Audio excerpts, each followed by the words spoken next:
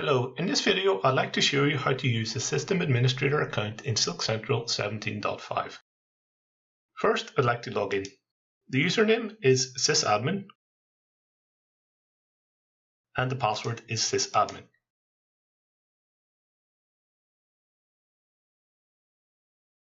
The System Administrator account in Silk Central is responsible for managing the various clients of the Silk Central installation. The System Administrator account, however, cannot access the Silk Central user interface. When you log in as the sysadmin account, the first tab you'll see is a database tab. This allows you to specify the connections of the database that your Silk Central is connected to. We can disconnect the database if we wish and connect to a different database. The options are SQL Server or Oracle. The next tab allows us to specify the clients and to set up new client connections. When the System Administrator creates a new client, a super user, which is also the admin account, is automatically created for that client.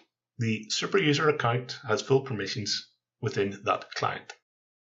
The next tab is the Infrastructure tab. The Infrastructure tab allows you to specify the chart servers, the email servers, and the system proxy connections. The final tab in the System Administrator account is the System Diagnostics tab. This tab is used to gather all the logging information.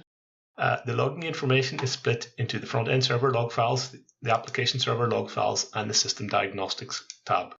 The System Diagnostics tab will allow you to download the full set of log files for the system. You may be asked to provide the System Diagnostics to technical support. If you want to download the System Diagnostics, you can click on the Open System Diagnostics, and then there is a download option.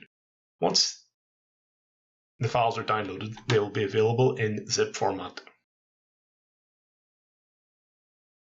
This concludes this short video on the System Administrator account in Silk Central. I'd like to thank you for watching, and I hope you found this useful.